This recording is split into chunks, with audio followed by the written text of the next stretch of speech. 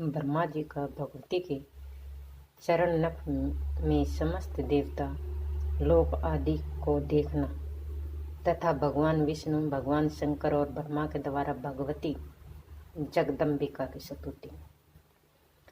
ब्रह्मा जी कहते इस प्रकार बताकर भगवान विष्णु ने फिर कहा कि हम लोग बारंबार प्रणाम करते हुए इस भगवती के पास चले गए। ये परम आदरणीय महामाया हमें अवश्य वर प्रदान करेगी। इनके निकट चलकर निर्भीक हो हम इनके चरणों की उपासना में लग जाएं। द्वार पर रहने वाले द्वारपाल हमें रोक देंगे तो वहीं ठहरकर सावधानी के साथ हम इनकी स्तुति आरंभ कर देंगे। ब्रह्मा जी कहते हैं इस प्रकार भगवान विष्णु के कहने पर मुझे और शंकर जी को बड़ी प्रसन्नता हुई और भगवती के पास जाने हम लोगों ने संघर्ष स्वीकार कर लिया। हाँ, चलना चाहिए, यो श्री हरि ने कहकर हम सभी अर्थात मैं, विष्णु और शंकर तीनों द्वार के पास जाकर विमान के नीचे उतरे। जब देवी ने हम सभी को द्वार पर देखा तब वह मुस्कुराकर हंसने लगी और तुरंत हम तीनों को भी शिस्त्री बना दिया कि हम उत्तम आभूषणों से अलंकृत रूप वाली युक्ति बन गई। अब हमारे आश्चर्य को पार न रहा। फिर हम उसे देवी के निकट चले गए। हम स्त्री रूप में थे। मनोहर रूप वाली वे देवी यहाँ हमें अपने चरणों के पास देखकर प्रेम पूर्वक दृष्टि से निहारने लगी। हम भगवती को प्रणाम करके सामने बैठ गए और एक दूसरे को देखने लगे। हमारा रूप स्त्री का बना गया था। शरीर पर सुंदर आभूषण थे। हमें वहीं एक पादपीठ दिखाई पड़ा। वह अनेक मणियों से सुशोभित था और करोड़ों सूर्यों के समान उसमें आभा निकल रही थी। मैं, विष्णु और शंकर तीनों वहीं रुक गए। वहां देवी की हजारों सहेलियां विराजमान थीं। कहीं के शरीर पर लाल वस्त्र तो किसी के शरीर पर नीला वस्त्र, किसी के शरीर पर पीला सुंदर वस्त्र था। उन सभी देवियों को आकृति कल्याणमयी थी। उन्होंने विचित्र वस्त्र और आभूषण धारण कर रखे थे। भगवती भुवनेश्वरी के पास रहकर वे उनकी सेवा कर रही थी। अन्य बहुत सी स्त्रियां नाच गान करके उनकी उपासना में तत्पर थी। आनंद में निमग्न होकर वीणा आदि वाद्यों को बना रही थी। नारद, मैंने जो वहां अद्भुत दृश्य देखा वह बताया है। तुम ध्यान देकर सुनो। भगवती भुवनेश्वरी के चरण कमल में सम्मान कोमल थे। नख स्वच्छ दर्पण का सा काम दे रहे थे। भगवती के नख में ही मुझे श्वेतांबर जंगम सारा ब्रह्मांड, ब्रह्मा विष्णु रुद्र वायु अग्नि यमराज सूर्य चंद्रमा वरुण कुबेर तवष्टा इंद्र पर्वत समुद्र नदियां गंधर्व अप्सराएं विश्वास वसु चित्रकेतु सवेत चित्रांगद नारद तुम्बुर हाहा हु अश्विनी कुमार वसुगण सिद्ध साध्य पितरों का समुदाय शेष प्रभृति सभी नाग किन्नर उर्ग राक्षस वैकुंठ ब्रह्मलोक और पर्वत श्रेष्ठ कैलाश ये सब के सब दिखाई पड़े। वहीं मेरा जन्म स्थान कमल था। उसी पर मैं चार मुख वाला ब्रह्मा बैठा था। शेष साइया भगवान विष्णु दिखाई पड़े। मधु के टब के दृष्टि गोचर हुए। महाभाग ब्रह्मा जी कहते हैं इस प्रकार भगवती के चरण कमल के नख में मुझे अद्भुत दृश्य दिखाई पड़ा। मैं देखकर आश्चर्य में पड़ गया। ये क्या है? ऐसी शंका उत्पन्न हो गई। विष्णु और शंकर का मन भी आश्चर्य से भर गया। तब मैं, विष्णु और रुद्र तीनों ने मान लिया कि ये देवी अखिल जगत की जननी है। हम उस देवी की झांकी करते रहे। इतने में पूरे 100 वर्ष का समय बीत गया। उस सुधाम में कल्याण स्वरूप द्वीप में भांति भांति की लीलाएं हो रही थी। यहाँ की देवियां हम लोगों से भी सखी के समान व्यवहार करती थी। उनके सर्वांग प्रेम से पुलकित थे। शरीर पर अनेक प्रकार के आभूषण सुशोभित थे। उनके अत्यंत मनोहर रूप को देखकर हम लोग भी मोहित हो गए। उनके सुंदर भावों को देखते हुए हम सबको अपार हर्ष हुआ। स्त्री वेश में परिणत विष्णु ने समयानुसार उस भगवती भुवनेश्वरी की स्तुति आरंभ कर दी। भगवान विष्णु बोले, प्रकृति देवी को नमस्कार है, भगवती विद्या प्रिय को निरंतर नमस्कार है, जो कल्याण रूपणी है, मनोरथ पूर्ण करने वाली है तथा वृद्धि और सिद्धि स्वरूप उस भक्ति को बारंबार नमस्कार है, जिनका सच्चिदानंद विग्रह है, जो संसार की उत्पत्ति स्थान है तथा जो सृष्टि स्थिति संहार अनुग्रह और तिरोभाव स्वरूप 5 कर्तव्यों का विधान करती है, उस भगवती भुवनेश्वरी को प्रणाम है। सर्वाधिष्ठानमयी भगवती को नमस्कार है। माता, मैं जान गया हूँ यह संपूर्ण संसार तुम्हारे भीतर विराजमान है। इस जगत की सृष्टि और संहार तुम्ही से होता है। तुम्हारे ही व्यापक माया इस संसार को सजाती है। अब मैं तुम्हारा पूर्ण परिचित कर लिया है। तुम अखिल जगमयी हो, इसमें कोई संदेह नहीं। सारा विश्व सत्य और असत्य विकार स्वरूप है। तुम समय समय पर चेतन पुरुष को इसका विस्तार दिखाई करती हो। 16 एवं 7 तत्वों से तुम्हारा विग्रह संपन्न है। हमें इंद्रजाल की भांति तुम्हारा साक्षात्कार होता है। ये निश्चित है कि तुम मनोरंजन के लिए लीला कर रही हो। तुम्हारी शक्ति से वंचित होने पर कोई भी वस्तु अपने रूप में प्रतीत नहीं होती। तुम्हें अखिल विश्व में व्याप्त होकर विराजमान हो। माता बुद्धिमान पुरुष कहते हैं, यदि तुम्हारी शक्ति अलग हो जाए तो जगत की व्यवस्था करने में पुरुष को सफलता मिलनी असंभव है। तुम अपने प्रभाव से संपूर्ण संसार को संतुष्ट करने में सदा संलग्न रहती हो। तुम्हारे तेज से सारा जगत उत्पन्न हुआ है। प्रलय काल के समय तुम संसार के भक्षण कर लेती हो। भगवती, तुम्हारे वैभव के चरित्र को कौन जान सकता है। माता, तुमने कटुपेट के चंगुल से हमारी रक्षा की। मणिदीप आदि विस्तृत लोक दिखाई लाए। इन दीपों के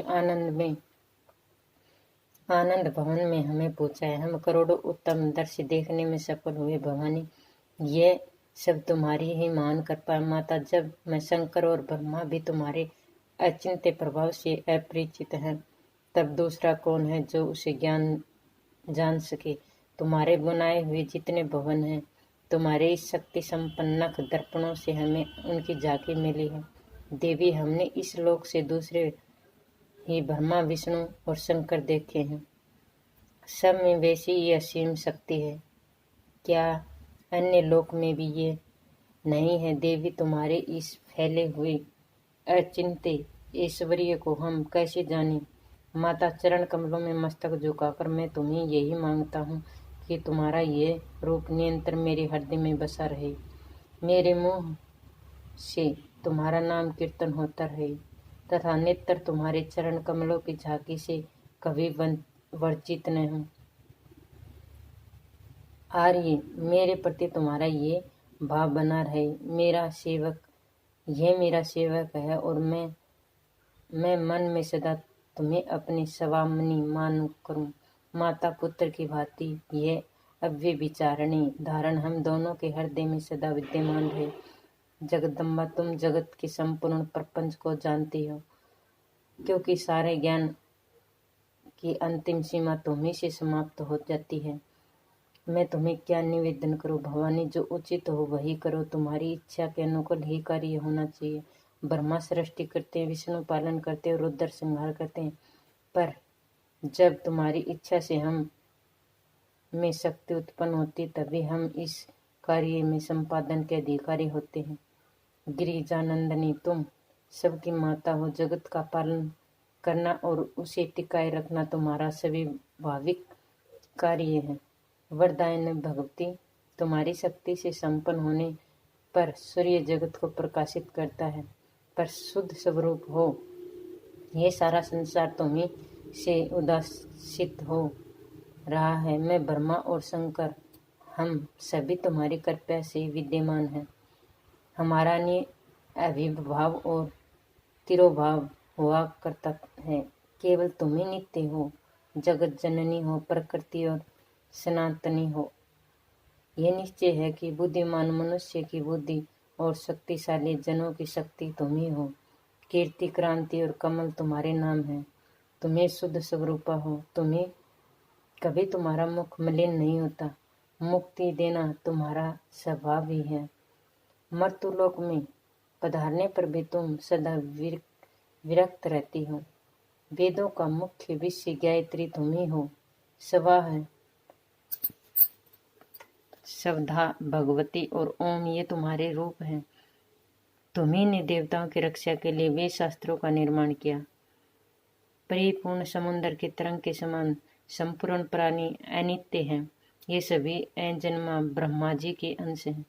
अपना समय कोई स्वार्थ न रहकर भी उन जीवों का उद्धार करने के लिए ही तुम इस अखिल जगत की रचना करती हो, नाट्य दिखाती हो और नट की भांति तुम ही संसार की सृष्टि और संहार करती हो। तुम्हारा ये प्रभाव सर्वसाधारण और विदित है। देवी, तुम महाविद्या स्वरूपिणी हो। तुम्हारा विग्रह कल्याण में है। तुम संपूर्ण मनोरथ पूर्ण कर देती हो। मैं बार बार तुम्हारे चरणों में मस्तक झुकाता हूँ। ब्रह्मा जी कहते हैं, देवादिदेव भगवान विष्णु यह स्तुति करके चुप हो गए। तब भगवान शंकर जी नम्रता पूर्वक योग माया के सामने उपस्थित होकर कहने लगे।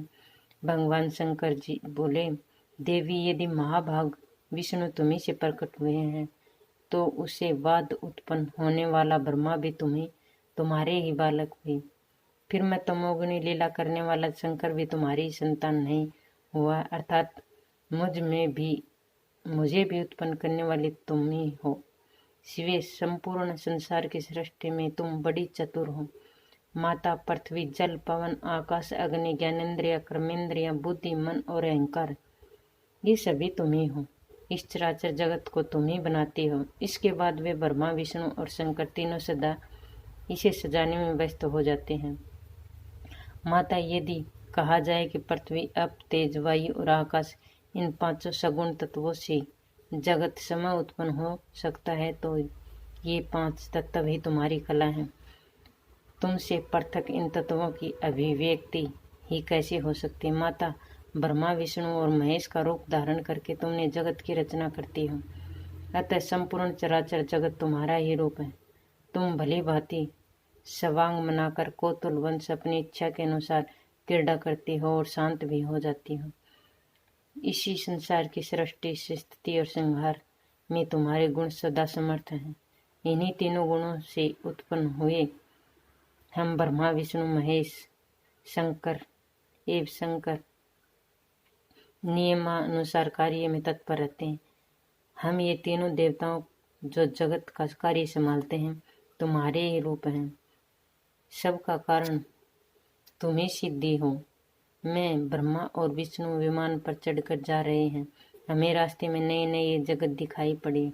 भवानी, भला कहिए तो उन्हें किसने बनाया। जगदम्बिके, तुम अपनी कला से इस जगत को सर्जन और संरक्षण करने में संलग्न रहती हो। कल्याणी माता, तुम्हारे चरण कमलों के अतिरिक्त त्रिलोक में मेरा कुछ भी अन्य अभिलिप्त पदार्थ नहीं है। भूमंडल पर कौन ऐसा है जो तुम्हारे चरण कमलों की उपासना छोड़कर अकंठ राज्य चाहे। तुम्हारे पाद पदों की सिंधनी मिले बिना एक घड़ी युग के समान प्रतीत हो रही है।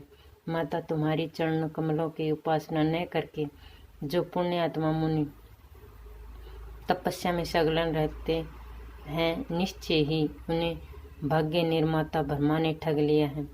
तप रूपी धन होने पर भी मोक्ष की से वर्जित होने के कारण उन्हें की हार ही समझने चाहिए। अजन्मा माता, तुम्हारे चरण कमलों की धूलि का सेवन करने से जितना शीघ्र इस संसार सागर को उद्धार होता है उतना तपस्या, इंद्रिय संयम, ध्यान और अथवा विहित यज्ञों से होना संभव है। देवी, दया करके मुझे पवित्र नवारण मंत्र का उपदेश देने की कृपया करें। उस अद्भुत, अत्यंत विस्तृत और सर्वोत्तम मंत्र का जप करते ही मैं सुखी हो जाऊंगा। ब्रह्मा जी कहते हैं, अद्भुत तेजस्वी भगवान शंकर के ये स्तुति करने पर भगवती जगदम्बिका ने नवारण मंत्र का स्पष्ट उच्चारण किया। सुनकर महादेव जी का अपार हर्ष हुआ। भगवती के चरणों में मस्तक झुकाकर वे वहीं बैठ गए। कामना पूर्ण करने वाले इस मोक्षदायी उस नवाक्षर मंत्र का जप आरंभ कर दिया। बीज मंत्र के साथ उत्तम रीति से उच्चारण करते हुए वे जप करने लगे। जगत का कल्याण करने वाले भगवान शंकर को यो करते देखकर मैं भी महामाव जगदम्बिका के चरणों में गिर पड़ा और मैंने उनसे पूछा, माता तुम अखिल जगत की सृष्टि करने वाली शुद्ध स्वरूपा हो। वेद तुम्हारे ऐसे रूप की कल्पना करने में अकुशल हैं। सो बात यह नहीं है, परंतु वे साधारण कार्य में तुम्हारा प्रयोग करना नहीं चाहते। सारे युगों में तुम्हारे सवाह नाम का उच्चारण किया ही जाता है। त्रिलोकी में कोई भी वस्तु नहीं जिसको तुम नहीं जानती हो। इस सारे अद्भुत ब्रह्मांड की रचना करने वाले केवल मैं हूँ। मेरे सिवा त्रिलोकी में शक्तिशाली दूसरा कोई भी पुरुष नहीं है। मैं निसंदेह धन्यवाद का पात्र हूँ, क्योंकि मैं सर्वोपरि ब्रह्मा जो ठहरा, ये मेरा अभिमान है। आज मैं तुम्हारे चरण कमलों की धूलि प्राप्त करके वास्तव में धन्य हो गया हूँ। तुम्हारी कृपा से मुझे यथार्थ ज्ञान प्राप्त हो गया है। तुम संसार का भय दूर करने में बड़ी निपुण हो। मुक्ति देना तुम्हारा स्वभाव ही है। मैं तुम्हारे आज्ञाकारी सेवक हूँ। यह बिल्कुल निश्चित है कि अब मेरी रक्षा करो। और जो तुम्हारे पावन चरित्र को पूरा नहीं जानते, वे भी मानव मुझे प्रभु बताया करते हैं। जिन्हें तुम्हारा प्रभाव ज्ञात नहीं है, वे ही जन स्वर्ग की कामना ये छठ यज्ञ में लगे रहते हैं। संसार के सर्जन की लीला करने के लिए तुमने मुझे ब्रह्मा का पद नियुक्त किया और मेरे द्वारा अखंड पिंडज, शब्दजन और उद्दीज ये 4 प्रकार के प्राणी बनाए। आदिमाय ये सभी भेद में ही जानता हूँ, दूसरा कोई नहीं जानता। मेरे अहंकार अपराध क्षमा करने की कृपा करो। जो 8 प्रकार के योग मार्ग में तत्पर होकर समाधि में स्थित हो, आपको प्रसन्न करते होने बुद्धि कुशिष्ट हो गई है। माता, कभी किसी से तुम्हारा नाम उच्चारण कर लिया जाए तो उससे मुक्ति सुलभ हो जाती है। इस बात को वे जानते ही नहीं। भवानी, विष्णु और शंकर प्रवर्ती आदि पुरुष हैं। वे तुम्हारे सर्वोत्तम रहस्य को जानते हैं। उन्हें उनका अनुभव भी है। वे तुम्हारे सिवा अग्नि, अंबिका, शक्ति और इन ईशा आदि पावन नामों का आदि पल के लिए भी त्याग नहीं करते। क्या तुम विश्व का निर्माण नहीं कर रही सकती थी? अनैन कर सकती थी, क्योंकि तुम्हारी दृष्टि पड़ते ही 4 प्रकार के प्राणी जगत में उत्पन्न हो सकते हैं। सृष्टि आदि में केवल विनोद के लिए ही तुम मुझे ब्रह्मा को बनाकर यह सर्जन कार्य संपादित कराते हो। तुम्हारी कहीं उत्पत्ति हुई है, यह प्रसंग ने देखा गया और ने सुना ही गया। तुम्हारी उत्पत्ति कहाँ से हुई है, ये कोई नहीं जानता। जगत में कोई भी तुम्हारा रहस्य से परिचित नहीं है। भवानी, तुम एक हो, आधा शक्ति हो। संपूर्ण स्वतंत्र वेदों से तुम्हारा योग ज्ञान कराया है। माता, तुम्हारे संपर्क में ही ब्रह्मा सृष्टि करने में, विष्णु पालन करने में और शंकर संहार करने में कुशल है। यदि आज तुम से अलग हो जाएं, तो हम सबकी शक्ति कुष्ठित हो जाएगी। तुम्हारी लीला बड़ी विचित्र है।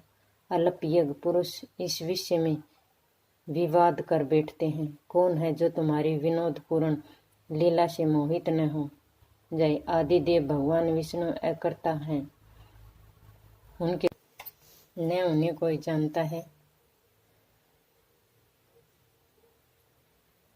इच्छा उनकी कोई उपाधि नहीं है। वे सदा कला शून्य और सर्व समर्थ हैं। फिर भी तुम्हारी विस्तृत लीला की झांकी करने में वे संलग्न रहते हैं। ऐसे शास्त्रों है। इस मूर्त और अमूर्त जगत का आधार तुमसे पूर्व कोई भी दूसरा पुरुष नहीं था, कोई तीसरा भी नहीं। एक मेवाद्वितीय ब्रह्मा, इस वेद के वचन को व्यर्थ कहना तो बनता नहीं, और उधर अनुभव दूसरी बात कहता है। इस प्रकार वेद, वाक्य और अनुभव में अत्यंत विरोध उत्पन्न हो रहा है। वेद कहते हैं, एक भेवाद्वितीय ब्रह्मा है, तो क्या वह आत्मा स्वरूप तुम ही हो अथवा वह कोई और पुरुष है? मेरे इस संदेह को दूर करने की कृपा करो। किसी महान पुण्य के प्रभाव से ही मुझे तुम्हारे चरणों की सेवा सुलभ हुई है। तुम स्त्री हो अथवा पुरुष, ये रहस्य भी मुझे विशद पूर्व से कृपया करके बतलाओ।